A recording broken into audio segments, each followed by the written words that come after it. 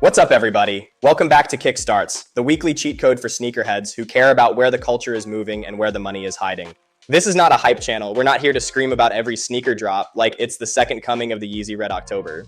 We're here to talk liquidity, resale momentum, and the signals inside sneaker culture that actually matter if you buy, sell, or collect seriously. And the signal this week is pretty clear. The sneaker market hasn't died, it's matured. The days when you could blindly buy every limited drop and double your money are mostly gone. The market now rewards selectivity, discipline, and timing. Right now, liquidity is clustering around three things: strong collaborations, wearable silhouettes, and sneakers that carry real cultural narrative, everything else fighting for oxygen. But before we get deeper into the market, quick word from the sponsor. Own the culture, monetize the audience. If you run a sneaker newsletter, resale community, YouTube channel, Discord, or sneaker media brand, you already know something important: attention is inventory. But building a sales team to monetize that attention, that's expensive and slow. That's where Sellerly comes in. Sellerly helps sneaker publishers without building a sales operation. You can run campaigns through a self-serve platform. Revenue share deals that scale with your audience.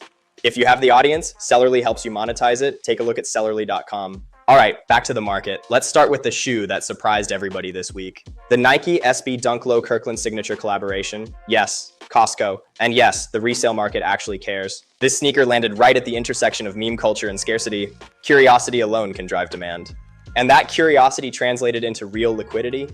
The story was irresistible. That's the thing.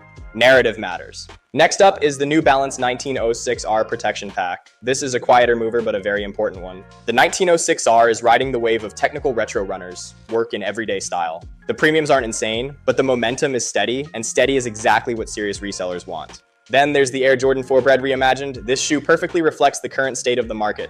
Huge legacy, massive cultural credibility, strong demand, but resale premiums are reasonable, not ridiculous. That's a healthier market than we've seen in years. Pay more tomorrow. And finally, we have the Adidas Samba. At this point, the Samba isn't just a trend, it's infrastructure. It's everywhere from streetwear fits to fashion runways. And when a sneaker becomes that normalized in culture, it gains a different kind of strength. Now, underneath all of this, there's a market signal worth paying attention to: spread compression. Across a lot of releases, the gap between retail and resale is shrinking. That means lazy flipping is getting punished. The operators winning right now are the ones who understand entry price, sizing demand, and velocity. Pairs under about the 250 resale range are moving fastest. Buyers still want heat. They just want it at prices that feel rational. So what's the verdict board this week? The Kirkland SB Dunk is a flip. The meme is hot right now and liquidity is strong. The New Balance 1906R protection pack is a selective flip. Certain colorways move better. Stay disciplined. The Jordan 4 Bread reimagined is also selective flip territory. Good shoe, good demand, but margins depend on your entry point.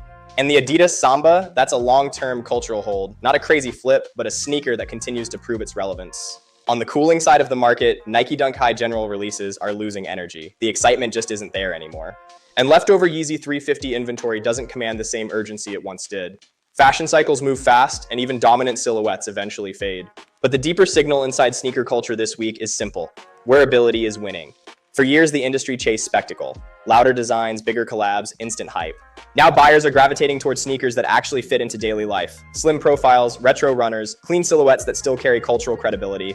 That shift doesn't weaken sneaker culture, it makes it smarter, because the market is starting to reward taste, timing, and understanding the culture, not just chasing hype. And that's the real cheat code. The sneaker market isn't dead, it's just less forgiving. And in this cycle, the sneakers that win are not always the loudest ones. They're the pairs people actually want to wear, buy, and move. That's all for this week's brief. Thanks for joining us, and I'll see you next week for more sneaker market cheat codes.